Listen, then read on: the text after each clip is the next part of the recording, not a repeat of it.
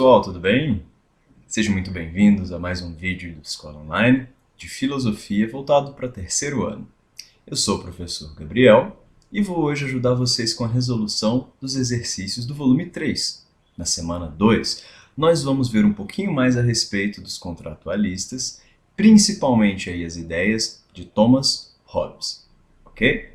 Então, peço sempre, pessoal, para que vocês prestigiem o nosso trabalho, seguindo as nossas redes sociais, dando aquele joinha ou aquele comentário no final do vídeo, se ficou com alguma dúvida, pode contar com a gente e não deixe de olhar as outras aulas que a gente tem das outras matérias, ok? Então vamos lá!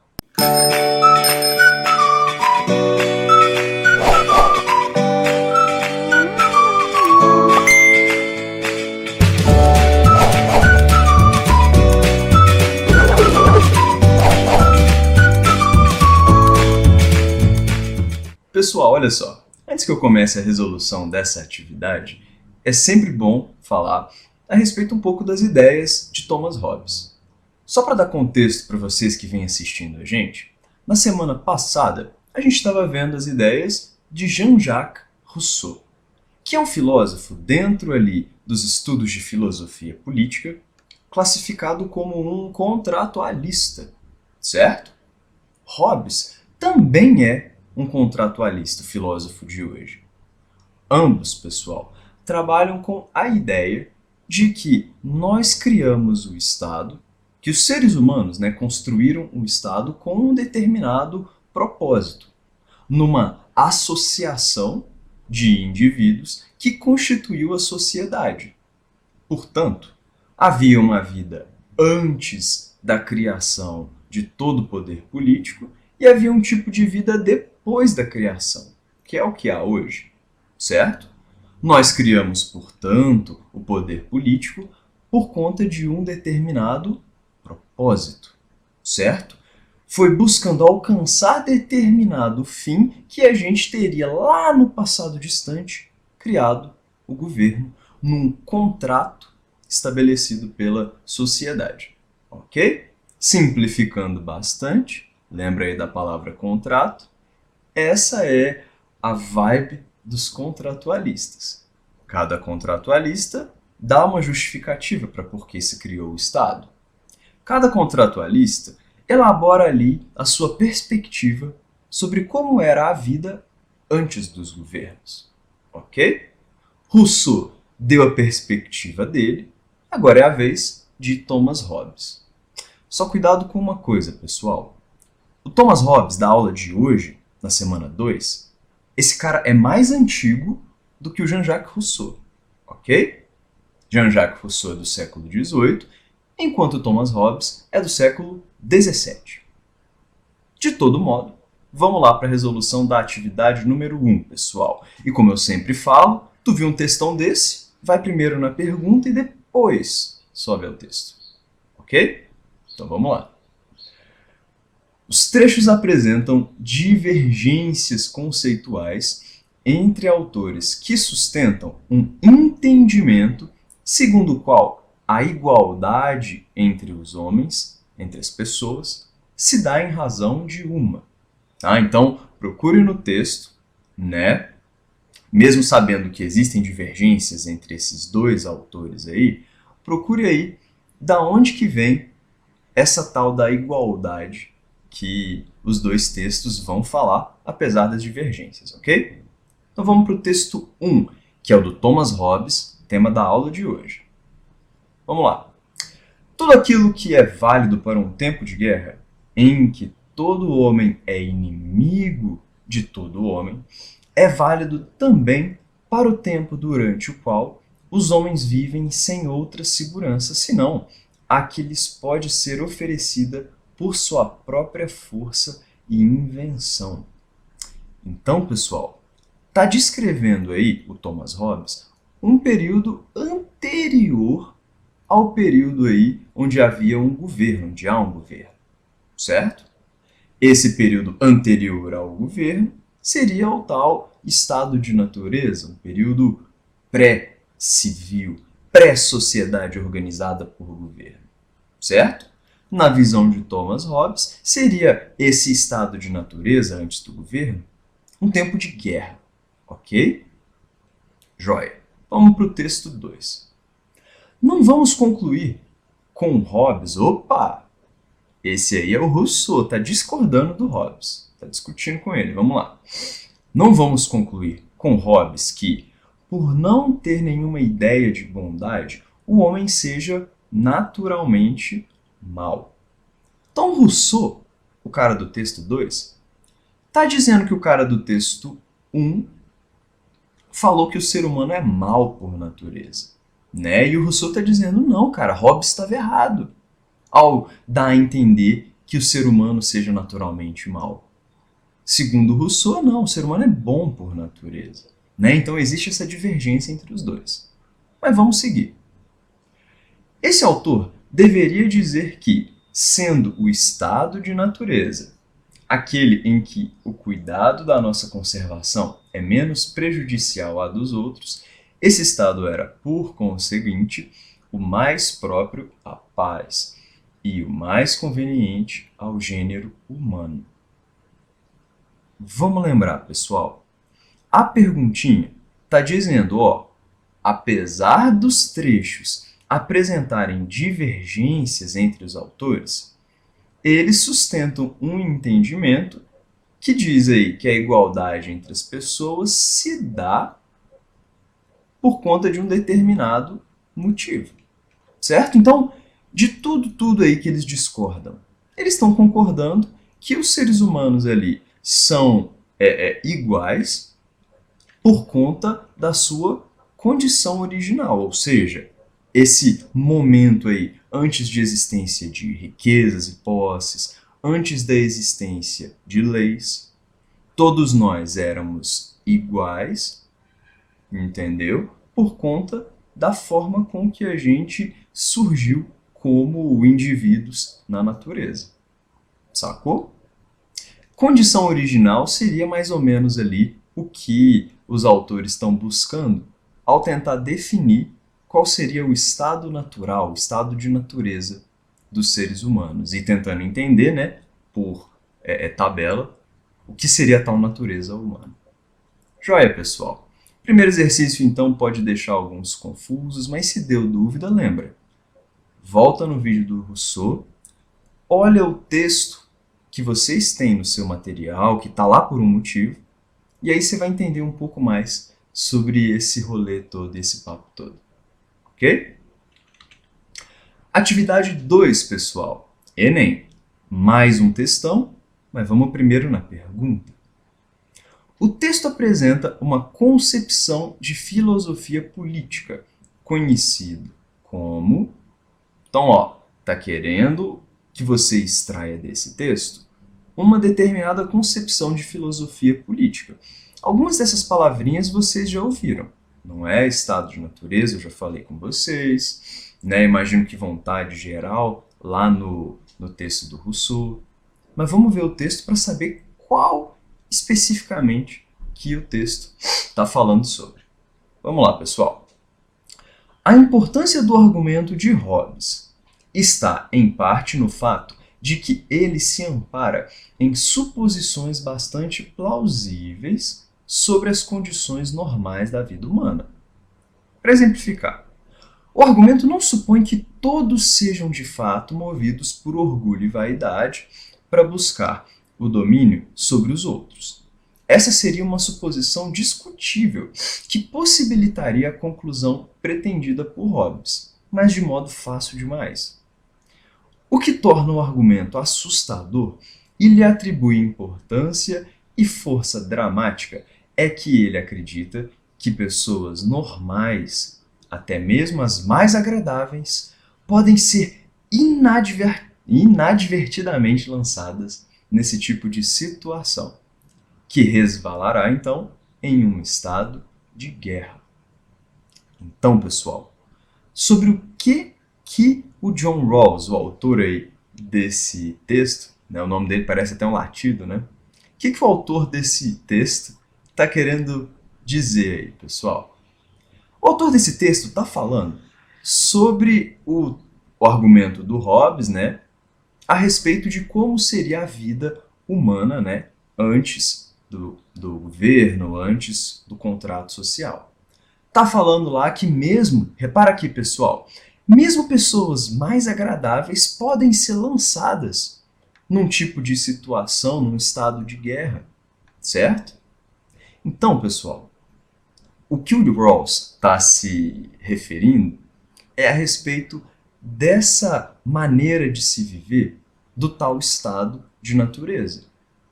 Nessa maneira de se viver, né, a maneira original, antes da criação do governo e do contrato entre as pessoas, haveria, segundo Hobbes, um caos.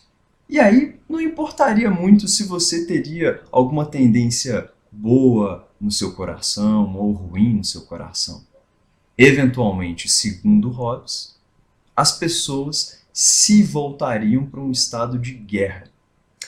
Acontece, pessoal, que segundo o Hobbes, né, num momento antes da criação do governo, bastaria o ser humano com a sua liberdade. Era basicamente eu solto no meio do mato, eu como indivíduo, certo? Sem um governo, sem uma lei. Imaginem vocês, tentem fazer o mesmo esforço que o Hobbes fez. Como seria a vida do ser humano no tempo ali das cavernas, por exemplo? Quando não tinha lei, não tinha governo, não tinha nenhuma força acima de você. Pois é, não seria um momento ali de extrema liberdade? Poderia fazer o que você quisesse, não é? Agora, pensa um pouquinho comigo. Como que seria a vida das pessoas nessa situação? Você teria tranquilidade para sair, não na rua, né, já que não teria rua? Você teria tranquilidade para sair no meio do mato? Você teria tranquilidade para poder interagir com outra pessoa? Segundo o Hobbes, não. Segundo Hobbes, no estado de natureza, isso antes do governo, nós seríamos governados pelo medo. Porque, segundo Hobbes, a gente sempre teria uma insegurança sobre a motivação das pessoas. Por isso que a gente tenderia a viver uma vida mais solitária, entende? Por isso que a gente tenderia a viver até uma vida mais curta. Essa é a percepção do Hobbes a respeito do estado de natureza. Acontece também que para Hobbes, né, qualquer coisa poderia ser um motivo de discordância. Até o medo de outra pessoa poderia levar a um conflito, né? Você fere, você mata aquela pessoa para que não haja a possibilidade dela te matar, certo? É aí que entra esse ponto aqui, ó, que o Rawls se referiu, tal estado de guerra, entende? No estado de natureza, na vida ali de extrema liberdade sem um governo, para Hobbes, a gente facilmente cairia nessa situação de caos e guerra de todos contra todos, por razões egoístas, por medo, pelo que seja. Na visão do Hobbes, a vida antes do governo era muito ruim. Beleza? Joia. Vamos seguir então para 3. Vamos lá então. Lendo o texto e com base no que eu falei com vocês aqui no finalzinho da atividade 2. Para Hobbes, a guerra. A guerra acontece por quê? Vamos lá. Segundo o texto, e pensando um pouco no que eu falei, a guerra nada mais é do que um fruto do medo do ataque do outro. O texto é bem claro em falar que o ser humano, com incerteza, né, com medo, com desconfiança do outro indivíduo, ele acaba ali gerando um ato absurdo. Por um medo, né, até racional das pessoas ao nosso entorno, é que a gente acaba entrando num conflito, certo? Você poderia colocar também, indo além do texto, a ideia de que, para Hobbes, o ser humano tenderia ali a ser meio egoísta, sabe? Segundo Hobbes, a gente vive e existe muito em razão do que a gente deseja, tá ligado? Então, assim, somando a falta de leis e controle. com o fato do ser humano desejar as coisas, segundo Hobbes, é uma fórmula perfeita para o conflito, ok? E se no estado de natureza não tem leis, era isso que era a vida do ser humano. Uma guerra motivada pelo medo, pelos desejos incontrolados, ok? Atividade 4, pessoal. O que o medo da morte faz com as pessoas?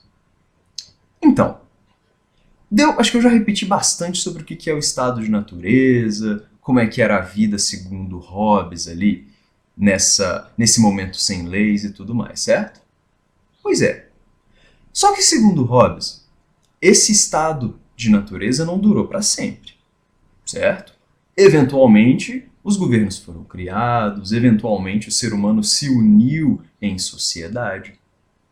E segundo Hobbes, essa união das pessoas em sociedade, segundo Hobbes, essa criação do governo se deu exatamente por conta também do medo da morte. Segundo Hobbes, chegou um ponto tão absurdo lá no estado de natureza, em que estava rolando o caos e a guerra de todos contra todos, chegou um ponto em que alguns indivíduos racionalmente pensaram: cara, eu não quero viver uma vida miserável, curta, vil. Eu não quero mais viver uma vida de medo da morte, certo? Então precisamos criar e construir um sistema, ou melhor, criar um poder acima de nós para controlar a nossa liberdade. Para Hobbes, então, pessoal, o medo da morte, somado ao desejo aí de posse, é o que motiva as pessoas a criar e instituir o poder político. Então o governo foi criado num pacto entre as pessoas, um pacto racional, em que a gente trocou a nossa liberdade pela segurança. Por medo da morte, a gente criou um governo grande, forte, poderoso, que a gente obedece, sacou? Em troca de uma vida mais tranquila. Beleza? Pesada a ideia, né? Finalmente, atividade 5, pessoal. Explique a frase do texto: o homem não é um animal naturalmente social. Pois é, pessoal.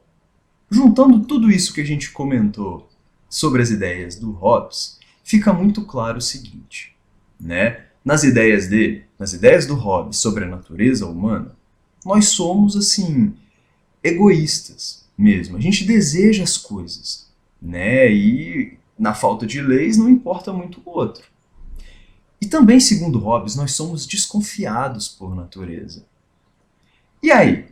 E aí que, antes do governo, no estado de natureza, com a liberdade extrema, a gente tende a se isolar ou brigar uns contra os outros, certo?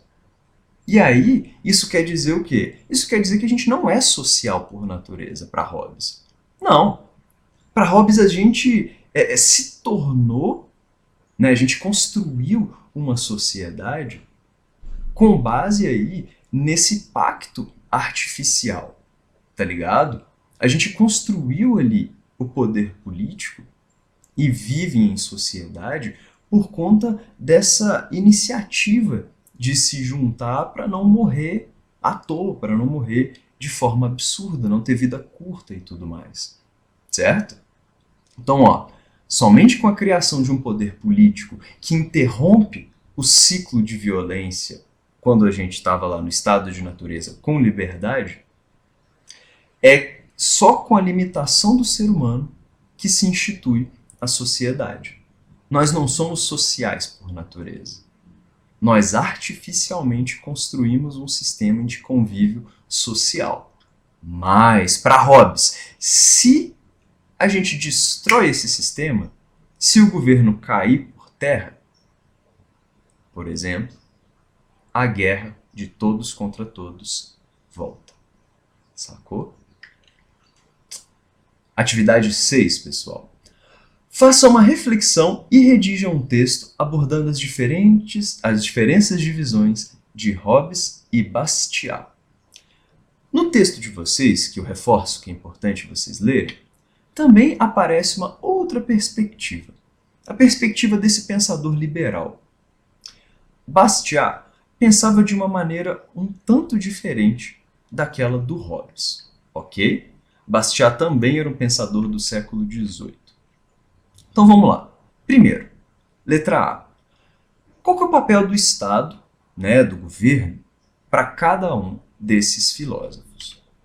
Bom, para Hobbes, simplificando, nós criamos o governo com o propósito de garantir a vida e a segurança da sociedade. Certo? Para o Bastiat, por outro lado, nós criamos o governo para garantir a segurança, mas nós criamos o governo para também proteger os nossos direitos enquanto indivíduos. Segundo Bastiat, por natureza, ele até fala assim, Deus nos criou com determinadas tendências naturais de querer liberdade, de querer ter posse da nossa vida e também daquilo que a gente trabalhou para obter a nossa propriedade. Então, letra B. Enquanto para Hobbes, o direito do indivíduo perante o Estado é basicamente aproveitar a segurança que o Estado traz para a gente, para o Bastiat não. Para o Bastiat, mais importante do que o poder do Estado é o nosso direito individual para a vida, para a liberdade e até para a propriedade privada também. O Estado, então, não é todo poderoso. Para o Bastiat, o Estado não pode violar esses direitos. E para o Hobbes, o Estado é todo poderoso? Sim, para o Hobbes, sim. C. Qual seria o papel das leis no Leviatã? Bom, Leviatã, que é o monstro da simbologia ali, da literatura antiga, o Leviatã dá nome para o livro do Hobbes, ok? Então, o livro, a obra principal que a gente está abrangendo aqui, chama O Leviatã. De todo modo, então, qual que é o papel das leis dentro desse livro do Hobbes? Bom, o papel das leis, as leis são basicamente um instrumento do Estado, do soberano, para garantir a paz, evitando ali o estado de natureza, uma vida ali solitária, curta, vil e medíocre. Ok? Enquanto para o Bastiat, o papel das leis é garantir os direitos individuais. Esses ali que a gente falou acima. Vida, liberdade, propriedade privada. E aí você vai me falar no final dessa aula, nossa, Gabriel, meio confuso, né? Hobbes fala uma coisa, Bastiat fala outra, Rousseau fala outra. Pois é, galera, acontece o seguinte. Acontece que em filosofia será muito comum em que a gente tenha várias perspectivas diferentes sobre o mesmo assunto. Várias visões, várias reflexões sobre o determinado assunto. Beleza? Então é normal que isso aconteça. No caso da aula de hoje, foram 3 perspectivas sobre o estado natural, os direitos das pessoas e o papel do governo. Então é isso, pessoal. Para poder acompanhar melhor isso que eu tentei falar na resolução de hoje, acompanhe a gente ali no nosso canal, dá uma olhada nos vídeos mais antigos, que você com certeza vai ter um pouco mais de clareza. E claro, não deixem de ler a sua apostila e fazer as suas atividades, ok? Então é isso. Bons estudos. Se você curtiu, dá uma curtidinha lá, dá um biscoito para nós e a gente está gostando disso mesmo. Até mais, um abraço, pessoal.